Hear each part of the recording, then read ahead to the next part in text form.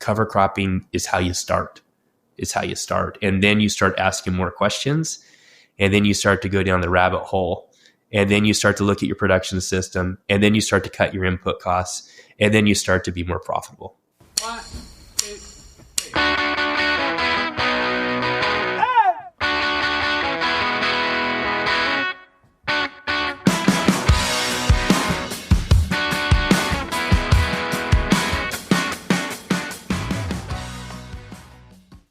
Coming up, we're talking all things soil health with a regenerative agronomist who has done it on the ground in leafy greens. We get into all the details of how he thinks about regenerative ag.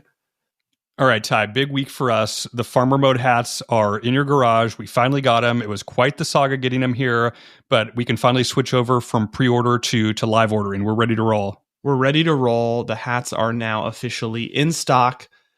If you guys didn't catch, we were a little vague with the timing because, Tim, we're dealing with massive shipping delays going on, and our packages were actually temporarily lost in the mail. So we were really stressed of, hey, when are the hats going to come? Are they going to find them, or are we going to have to do a reorder? So we had to pivot last minute to, hey, we're going to pre-order these and expect them to ship within 1 to 2 months is what we had on the website. But we got them. They found the boxes. So we're shipping them out. We've already shipped out all current orders and we are in stock, baby. So the farmer mode hats, they look awesome, Tim. Better than the samples that we got. Such high quality. So if you want to rock the farmer mode hat, an ode to the original entrepreneurs, farmers, check out farmermode.com and get yourself one of the hats before they're gone. Can't wait to see people rocking these hats, Ty. It's been awesome to see the interest so far. You're sending me a box and get one to Dad and some people that want to get them up here in Northern California. So it's going to be fun getting them out there. We ship nationwide. Okay. So get your order in farmermode.com. We appreciate it. All right, Tim. Speaking of farmer mode, Eric Morgan is in farmer mode. He is getting after it. He is a regenerative advisor. So he's an advisor to the reservoir. He's an advisor to Western growers. We've had Walt on the podcast as well. And he was an agronomist at Braga Fresh doing regenerative at scale in leafy greens. So he is a guy that's been at the forefront of transitioning agriculture to regenerative practices. And so we get him on to just talk about what's working, what's not, what's the latest going on in regenerative practices on the ground. This was a ton of fun, Tim. Eric is the CEO of Rooted Ag Inc., which is his own advisory shop where he advises companies on how to really navigate the space, whether that's building soil health or integrating biologicals. And cool to hear it from Eric because he's not just talking about it, he's done it firsthand. Like we've talked a lot about regen, and a lot of it is kind of like more livestock and row crop and more Midwest focused. Like he's actually done it in specialty high complex operations in California. It was fun to get his perspective on things. We'll jump in with what's top of mind for Eric, but first a word from our sponsor. Hey guys, quick message from our sponsor, PF Partners. Growing your business in the agriculture space in 2025 is maybe harder than it's ever been. Investor funding has dried up, growers have tighter budgets than ever, and overall, it's just hard to go to market. PF Partners, a consulting firm with over a decade of experience scaling successful ad tech solutions globally, has just launched a new webinar on optimizing go-to-market strategies in the agribusiness space. It shows you what's changing in the market, exactly how to deal with it, everything is backed by research, and it's about go-to-market plays in the ag sector that you can use tomorrow. So if you're ready to turn your go-to-market efforts into results, go to themodernacre.com/PFP or text modern to 55444 to download the webinar for free. That's themodernacre.com/PFP or text modern to 55444. I think it's probably FarmWise in how, that's such a sad situation that is in the implications that has for ag tech in general. So that's been on my mind a lot lately. And really kind of some of the other failures too with Tortuga and what they're trying to do. And from the investing standpoint, where did that money go, and how does it affect the investors that are looking to invest in the space? And we need investment in the space, and really the contraction in the ag tech investment space, as well as we've seen the last couple of years, is concerning. I know, it's pretty interesting. I saw Ben from Western Growers had a post on LinkedIn about it, like talking with a grower about like, hey, we might be a little bit more like conservative now about like where we invest, of like, you spend a lot of money on this expensive piece of equipment and company goes out of business, and then how are you going to maintain, manage that equipment, that asset that you've invested in? So I think on both sides of the equation, like investment coming in, but also like growers' willingness to adopt new technologies if that company's not around in 5-10 years. Yeah, I did. I think I saw it online, or we covered it. Maybe it was in a meeting for the reservoir, where somebody said they both got a bill from FarmWise the same week that they got the notification that they were ceasing and desisting business operations. And just, growers have invested in that with their time and understanding, and try to, incorporate that into their production system, and then just kind of have it evaporate. I don't know where it's all going to go. I'm kind of not in that loop, but definitely disappointing to see promising, technology, go away. But I think there's a cautionary tale about also saturation, in a specific space. That's that cultivation area is pretty saturated. And I also see that the that weeding and thinning kind of space is gaining a lot of saturation as well. So it's tricky. You got to pick the right horse to win the race, I guess. Totally. No, I think it's top of mind for a ton of people. Eric, I want to learn more about you. Tell us a little bit more about yourself. What got you into ag? Okay, so long story. I thought I was going to be a game warden. And when I was down at Cal Poly, I actually started off in natural resource management, was going to do that. I had a roommate, actually got out of high school a little bit early and started in the spring of 91. And my roommate, who's a pest control advisor in Bakersfield, ran into him and was my roommate, obviously. And he was involved with an enterprise project and managed to rope me into that. And so we grew some pretty terrible cabbage in the spring of 1991.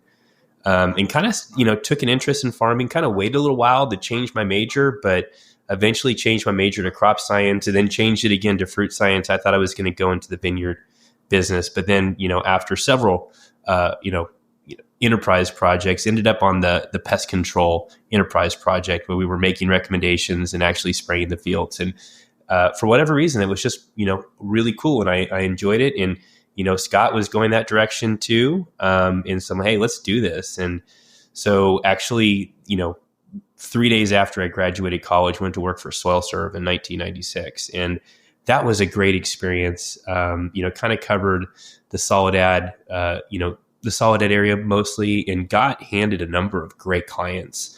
Merrill Farms still in existence today. Costa Farms still in existence today. At that time, John Pryor was farming too before he was acquired by Wilbur Ellis. And so I was his pest control advisor as well. And of course, the Braga family. So still maintaining relationships with all those folks. And it was there for 5 years. And at that point, Rod Braga asked me, hey, have you ever thought about becoming an independent pest control advisor? And I said, no. And SoilServe had a little bit of a rough year that year. And Wilbur Ellis was coming in at that point too and acquiring them. And my profit sharing wasn't what it was the year before. And so I said, let's just take a risk. And so circled back with Rod and said, yeah, I'll do it. Took a hit for a couple of years in terms of income. But as Rod scaled the operation, I was able to grow with it as well, and continued, as an independent pest control advisor, 2001 through 2009. Also helped them with their application business. And really what Rod wanted to do and did was to essentially decouple, the application from the material. And more growers have done that to some degree, starting to do their own application. You can cut a lot of the margin out that way. And inevitably, it just reduces growing costs if you can bring those operations in-house. Braga started doing sales, I think, in 2011. And I started transitioning into a sustainability role at that point. I was really the only person in the operation at that time, as they were scaling, that could answer the questions on the Whole Foods Responsibly Grown program. And so I just kind of started down sustainability at that point, trying to get into it and understand it, while also doing the pest control as well. Also in 2009, as I kind of, that 2009 to 11 kind of period, started doing with my existing business, the consulting business, started doing nitrogen testing for growers, and really providing them with recommendations for reduction on how much fertilizer they should use. And that continues today. So a couple years ago, actually changed the name of the entity from Morgan Consulting LLC to Soil Health Lab LLC. So I was able to maintain, that laboratory business and also function in terms of sustainability at Braga Fresh, and ultimately became the vice president of environmental science and resources, which then kind of led me into the regenerative space and all that. But just kind of circling back to the lab a little bit, it's been a great opportunity to serve growers and to help them, move forward in terms of nitrogen management. And there's a lot of opportunity in the soil health space as well. So I brought in a young agronomist 2 years ago, Paul Zerby, and he is really leading up the soil health space. And right now we have a lot of partner labs that we send a lot of the soils out to for soil health assessment, but we're really trying, and we are gearing up to do a lot of those measurements ourselves in-house to really be the West Coast's soil health lab, and looking for key partnerships in that. In addition to that, we're also looking at the genetics as well. So growers are having a hard time with Fusarium, Pythium, Verticillium, Macrophamina, all these soil diseases that are really limiting, yield in a lot of the different crops. And so moving in towards the genetic analysis and genetic plant pathology there at the lab too, under Paul's work. And then also, since we have the genetic, the qPCR and PCR equipment, we can actually also start to play with different soil genetic things too, like bacterial to fungal ratios in the soil, and looking for different things, in addition to the disease identification. So the lab is in a real good position to move forward. More folks are getting interested in the soil health side of things, and had a great tenure at Braga. Learned so much, great family to work with for so long. But I ultimately left in December of this year and started a new consulting entity, which is called Rooted Ag Incorporated. And really the goal there is to help growers move forward, be that ag tech, be that soil health, plant health, understanding the biological space. I have quite a bit of an expertise in the organic space as well. And then also, one of the services the lab does is also SAP analysis, which is, you guys are shaking your head like you understand what that is. And I have been thrilled by what I have learned through that process. And we partner with New Age Lab in Michigan, and they provide us with great results. And so what I love about SAP analysis is it really bridges our soil test results, our irrigation, water quality analysis, and the biology present in the soil.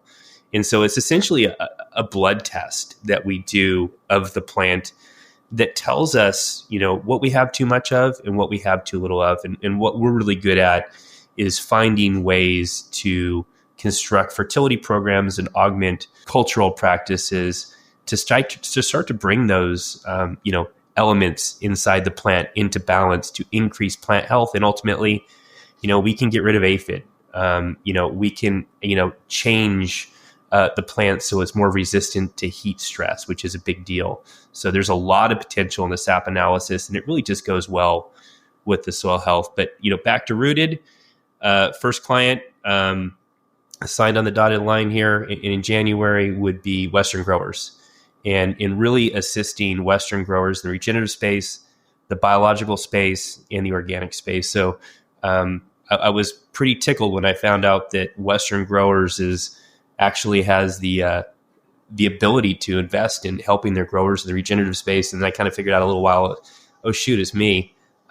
So that's interesting. And being able to help the Western grower members is key, right? So many challenges in Western agriculture, and it's really great that they're looking to me as a technical resource to support their grower members.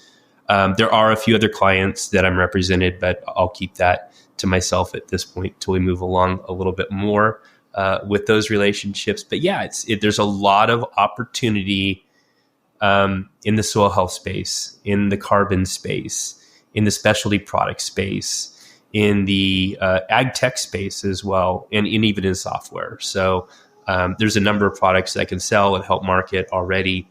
And really what the goal is just to help growers move forward with all the challenges, be it water quality, water availability, regulation, needs from the retailers and their ESG goals and everything else. There's a ton of stuff that growers have to handle.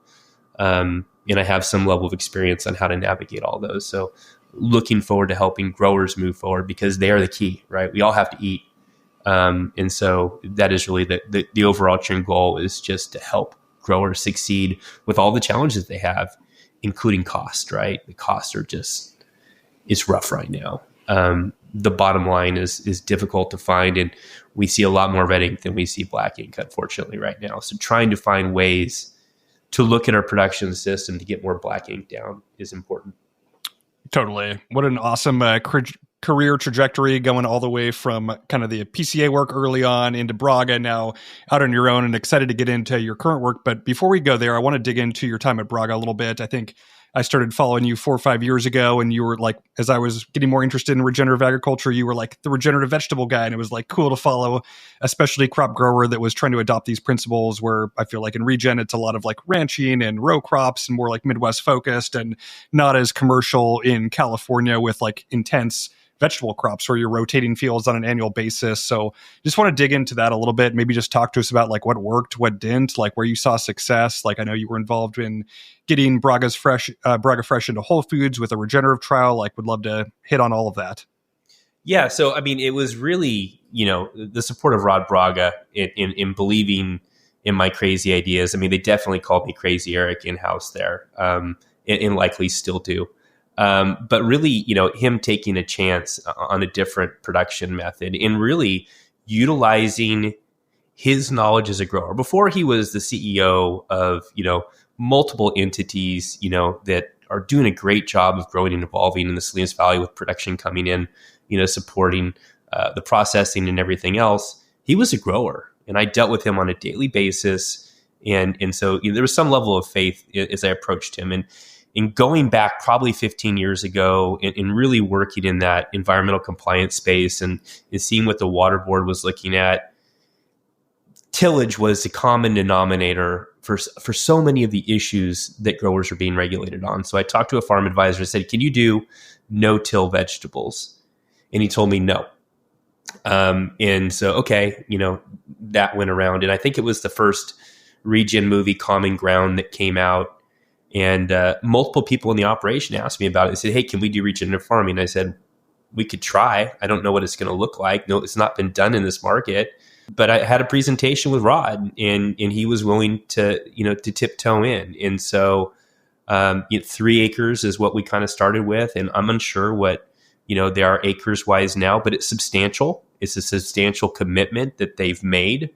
And there is some level of tillage, but it's targeted tillage, right? And also really what Rod's concept is, our production team was really looking at how to, alter tillage practices. And we were really going the wrong direction. And Rod has always been a big proponent of cover crops and said, why don't we bring the cover crop into the production system? And so it was his idea to essentially plant an annual grass in the center of an 80-inch bed, and then the crop on the outside of it.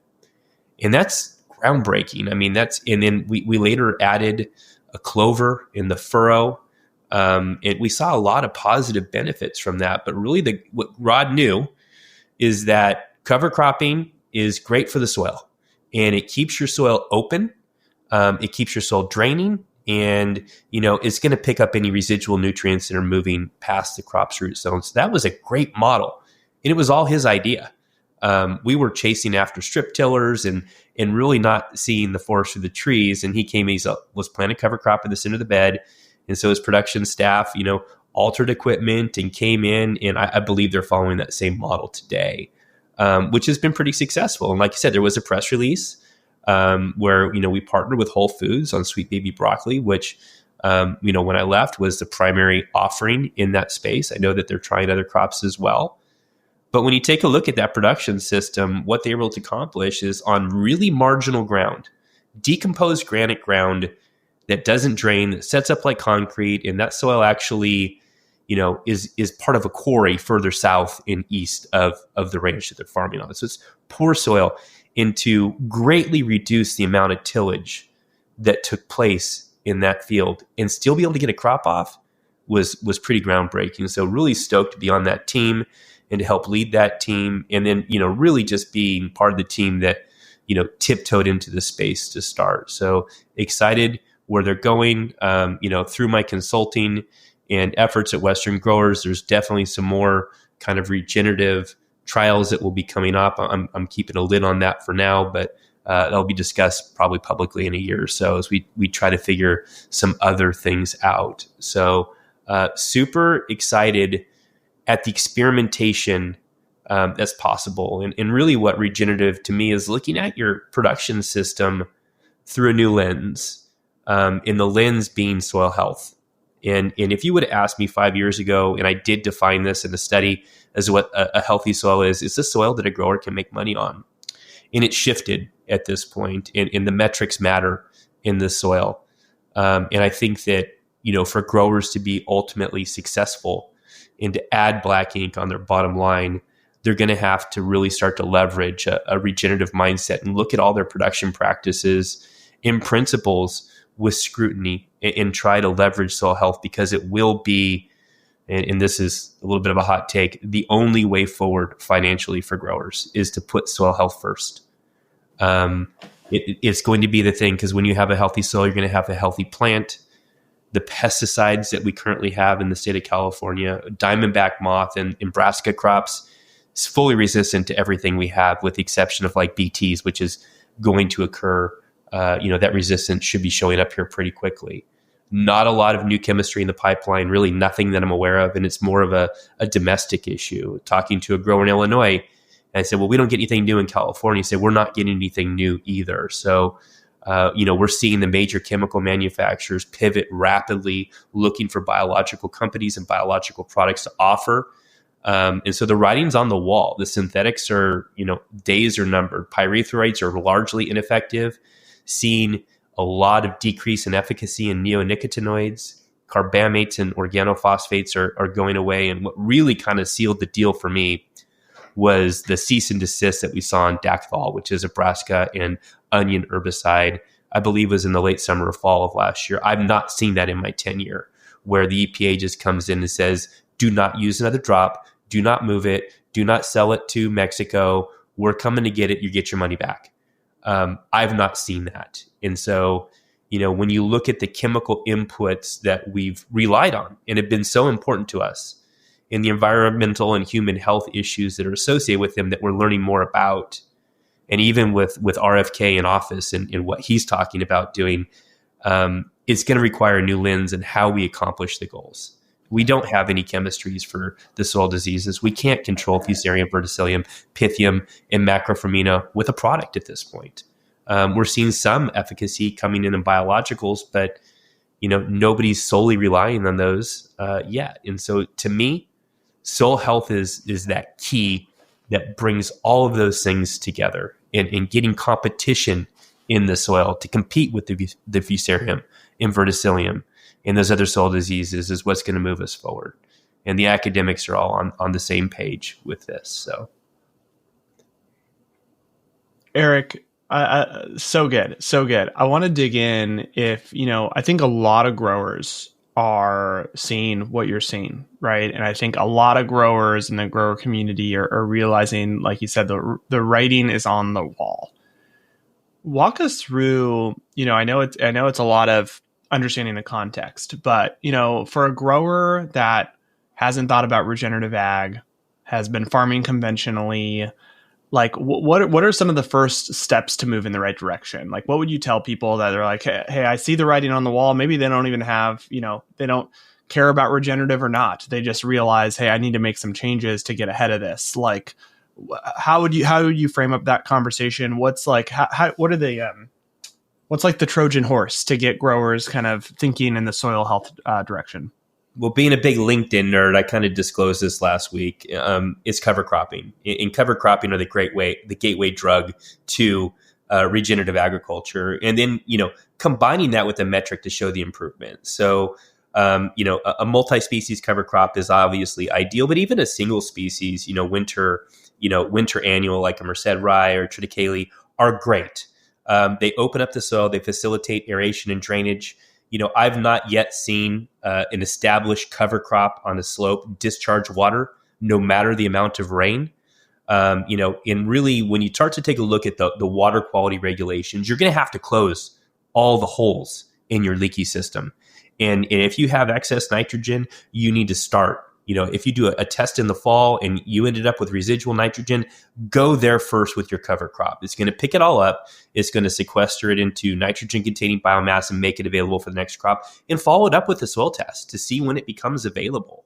And it is there. It's pretty common to see at least 80 pounds of nitrogen carried forward on any cover crop. And that should eliminate at least one side dress. So, the way that you want to start this is with cover cropping. And if you take a look at Rick Clark, I got to see a presentation. He's a regenerative farmer in the Midwest. He's been doing this for a long time. And he had a multi-species cover crop that he planted. And he took away the biomass, dried it in the barn, and sent it away for analysis. And then took a look at the amount of nutrients in terms of NPK that were present that he moved back into the soil. It was $500 or $600 worth of, 1034O or urea or whatever, nitrogen source they were using. Now, granted, he's probably doing a little better because his soil health is functioning a little better. And he's got probably quite a bit of fungal biomass that's mining the soil a little bit better than a soil that's not as healthy. So he has a little bit of an advantage. But really what growers need to do is to start thinking about how they till and how much they till, find metrics to evaluate how much they till, and then start to think about a cover crop as tillage. It is opening up your ground better with aeration and drainage. And I did see some data on some regenerative stuff that I was looking at where, with the soil tensiometer, the standard tilled field had the same level of tension that a field that had been tilled less and cover cropped had. So, already there, although anecdotally, you can see that the cover crop is keeping the soil as open, aerated, and drained as well as a standard tillage operation. So, and cover cropping is not an expensive operation, and there absolutely is a return on investment in terms of soil health, and then also just cycling nutrients, right? So, photosynthesis drives the system, and it's key. When we think about all the organic matter in the soil, even if you're applying compost, even if you're applying organic amendments, it's all the product of photosynthesis. And optimizing photosynthesis allows the plant, cover crop, or even the crop to push more carbon back into the soil. So the gateway here is cover cropping. And there are narratives present in all production systems that keep growers from investing in cover cropping. But find somebody that knows it, and look at your neighbors and see how they're being successful. Vernon Peterson's a stone fruit grower over in Kingsburg, great guy, and he was showing me pictures a couple years ago of his orchard. And after those huge rains that we had, he could walk out there and not get any mud on his boots. And then he panned the picture to the left of his neighbor, and they had 2 feet of standing water. Cover cropping is how you start. And then you start asking more questions, and then you start to go down the rabbit hole, and then you start to look at your production system, and then you start to cut your input costs, and then you start to be more profitable. It's great. Eric, you've mentioned biologicals a few times, mentioned that as like part of your focus with the Western growers engagement. Like, how do you think about biologicals? What's been your experience integrating those in cropping systems? I haven't been hugely successful in them yet. I've got a few horror stories, actually, I won't go into, but I haven't been hugely successful. I'm optimistic. One of the first asks that Walt Duflock had of me, because he's the person I'm reporting to there at Western Growers, is to find 5 products from an input substitution lens that work for growers. And so that's how we need to kind of approach it, right? This is what we're used to doing with a neonic. What's something that they could use like a neonic and get the same efficacy out of it? I've been largely unsuccessful in that. And I know that, it's going to be a +1 type of situation. but the biological space is not there yet. I'm waiting, for somebody to give me, and there are fits. I talked about Vernon Peterson when his regenerative system functioning, he gets good efficacy out of those biological fungicides to help with his fungus issues. So I think that really where I'm at in terms of biologicals is I think a lot of them are going to be tied to soil health in a healthier crop, and then they can start to help. And so I think that you need to have a healthier plant for these things to function better. So, the cover cropping, the sap analysis, the increasing photosynthesis, building the bricks in your plant, making sure that your water quality is addressed, making sure that all of those things are dialed is going to be the key. But in terms of, an input substitution lens, not seeing it yet. But there's definitely, in a conversation with Bayer, a representative was really optimistic about what he's seen, from one of their new products in terms of macrophamina in strawberries. And so I want to continue to see that develop, because it does seem like in a soil, in a fungal soil pathogen issue, that if you provide, the right kind of biology in the soil, you can increase the competition and start to, decrease the rate of plants that are dying.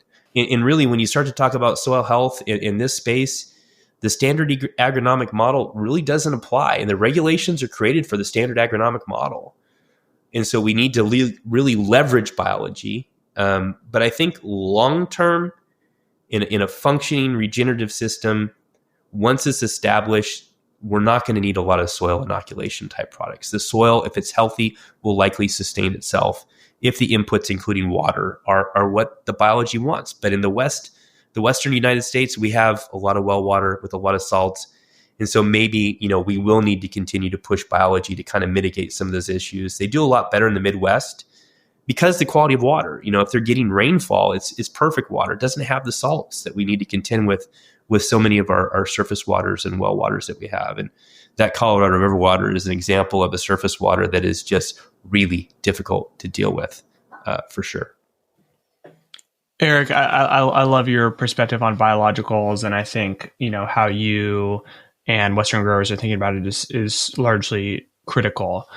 I'd love to kind of transition and talk about this whole kind of PCA agronomist dynamic, right? How do you see this playing out? I think that a lot of growers, small growers that maybe don't have the budget for an independent or their own in-house, are relying on their local retailer, right? And so how does a grower, how do you think about that relationship and that tension that exists, right? When the retailer may not be, pushing soil health, and they're just pushing, efficacy and yield at all costs, but not really thinking about soil health. Can you kind of talk us through your perspective of how you see this playing out over the next few years?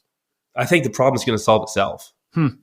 I think the problem is going to solve itself. I think about diamondback moth, and in talking to a branch manager, for a full service, pest control company in Salinas, and asking me about sap analysis, asking me about what my thoughts are in terms of control of that pest, and really telling them that I've had success with an organic mindset in conserving adult populations. And so, growers are going to come to the realization at some point that, these chemical treatments aren't working. And the PCAs are knowing that these chemical treatments aren't working anymore in certain circumstances. And as those cases continue to kind of increase, and so, diamondback is a big issue. Fusarium, verticillium, macrophyna are big issues. Folks are coming in with a different mindset, starting to address those issues, and it'll solve itself, in my mind, because you're not going to keep a pest control advisor on your ranch that continues to blow up the budget with synthetics that are not effective when your neighbor takes a mindset and a different approach, because maybe he's got, more of a progressive consultant that is looking at things more holistically, a whole systems approach. That the problem is going to solve itself. And the space is growing. And, talked about Scott Carley, my college roommate there in Bakersfield. And he, when he got out of college, a lot of cotton, right? A lot of cotton, moved into almonds, seen the pistachios come in, and now he's doing a lot of bell peppers. And he told me, he's like, I'm worried. I'm worried for, the folks that we're growing this for, these shippers, for all commodities. And he sees it too. And I told him, well, the regenerative space is kind of fun and it's innovative, and we get to kind of define things as we go. And he had an interest in that because he doesn't like the economics of what's going on. Because, even if you're a service company, or a PCA for a service company, you have to have your grower be successful. That's your goal. If they're not successful, you're not going to have them as a client, and they're likely going to owe you a bunch of money and not be in business. So I do think that problem will solve itself. I don't see another way out. And the focus does need to turn to soil health as the way out. Eric, you already teased out one, but what's your food or ag hot take? I'm in the regenerative echo chamber, but even, confirmation from a new friend that's farming in Kansas, the key to long-term profitability for any growing organization will be a focus I'm going to do that again. The key for long-term viability for any grower will be coupled with soil health. That's it. In meeting the retailer goals in terms of, carbon in carbon markets and biological service markets that are emerging, it's going to be regenerative lens on the production system that will keep them in business. Costs are skyrocketing. Efficacy is dropping. Retailer needs are increasing. In that soil health focus is the common denominator that solves every single issue. In the Midwest, the growers are already seeing it. In a conversation I had a couple of weeks ago, I believe it was somebody from General Mills that said they didn't have the data for crop insurance in the Midwest for regenerative growers. They couldn't even get crop insurance. But now that data is coming in, and it's likely that the insurance models are going to see the traditional grower with the traditional methods insured like smokers, and the regenerative growers insured like non-smokers. And so those are the types of things that move the needle. And, the regenerative growers are finding that they're more successful in droughts, and they're more successful in high rainfall events too. So you can only stub your toe so long. You got to keep black ink on the bottom line. And this grower is talking to, shifting towards that regenerative side of things. His growing cost on corn went from $8.50 an acre down to $5.50, and his yield stayed the same. That matters. Those margins in the Midwest are thin, 3 to 5%. It's not a lot. Totally. Well, Eric, love this conversation. Appreciate your perspective on it all. As we wrap up, how can listeners get in touch and connect with you and Rooted Ag? Shoot me an email, eric@rootedaginc.com. Follow me on LinkedIn, Eric Morgan. Not too difficult. I'm trying to put up my thoughts on a weekly basis at least. So try to keep the conversation going. Hope you guys enjoyed that conversation with Eric. If you have questions about regenerative or looking for a consultant and advisor in the space, be sure to check out his website, Rooted Ag. That will be linked in the show notes. Like we said at the top, Farmer Mode hats, they're in stock. Go grab yours today at farmermode.com. We appreciate it. We'll be back next week with another great episode. Thanks, guys.